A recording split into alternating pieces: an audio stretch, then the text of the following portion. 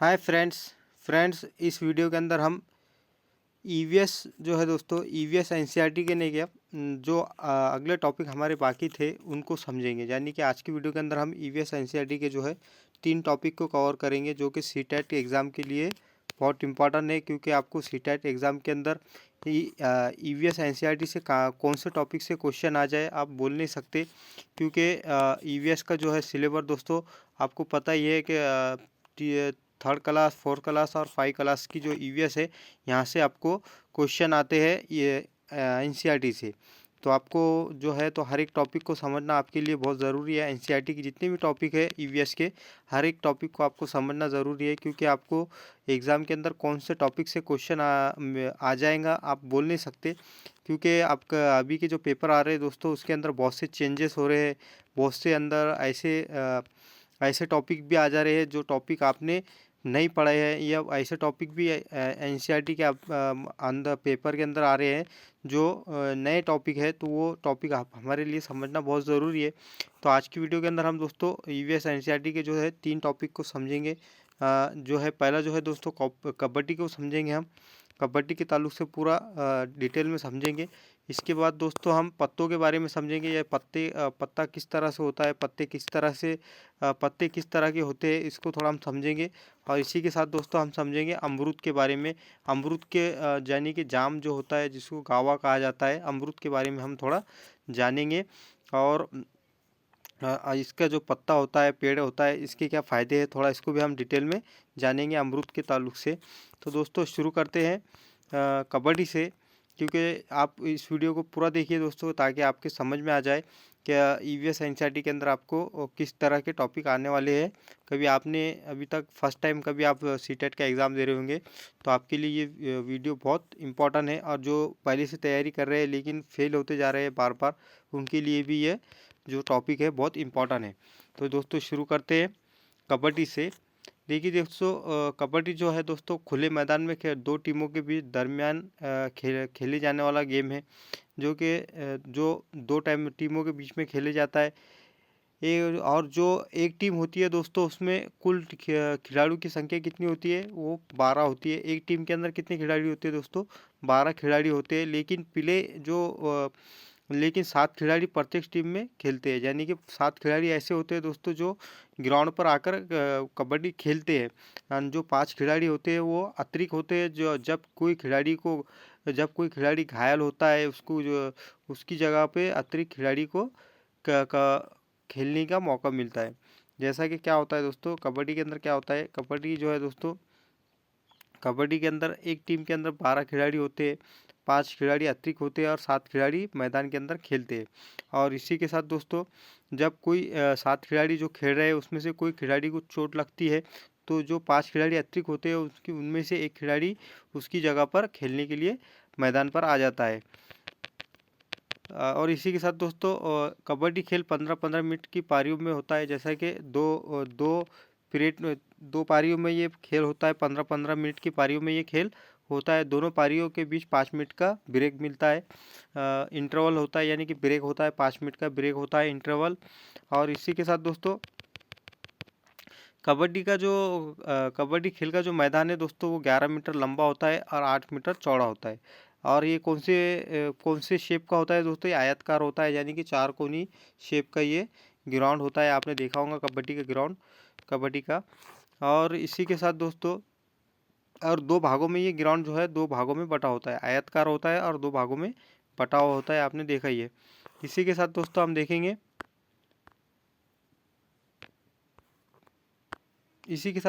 हम दोस्तों कबड्डी खेल के अंदर निम्नलिखित लाइनें होती है। जैसा कि अलग अलग लाइनें होती है, बाउंड्री लाइनें होती है, अलग अलग निम्नलिखित लाइनें होती है ग्राउंड की।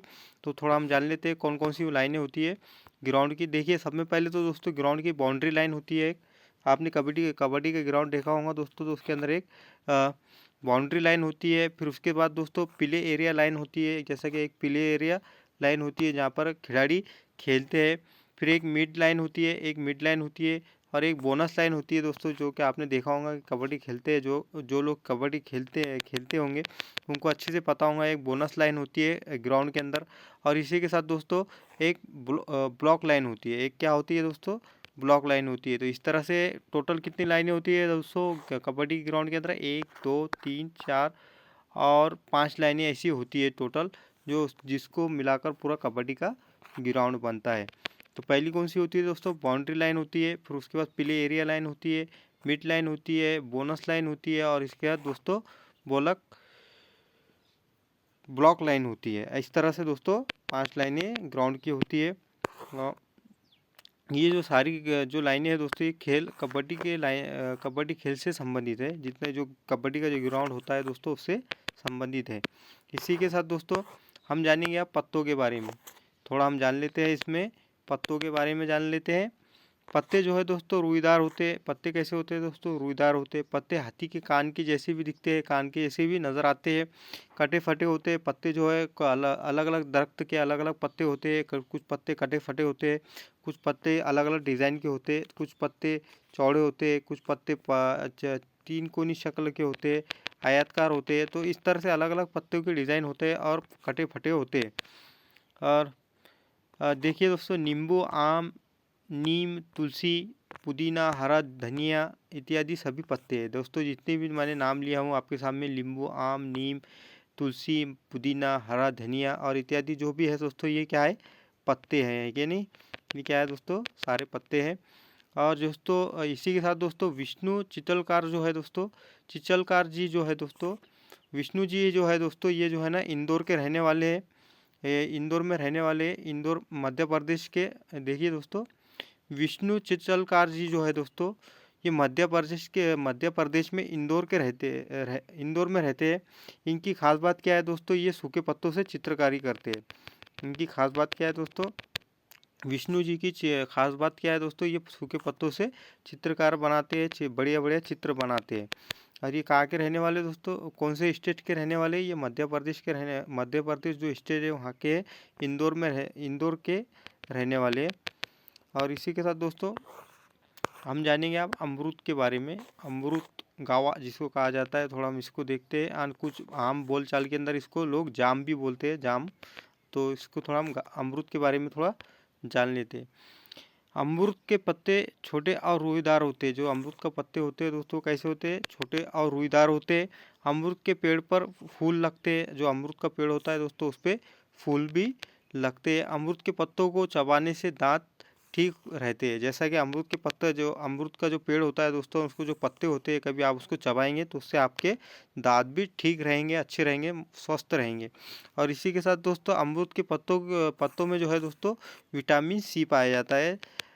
विटामिन सी काय में पाया जाता है दोस्तों, अमरूद के पत्तों में पाया जाता है। अब इसी के साथ दोस्तों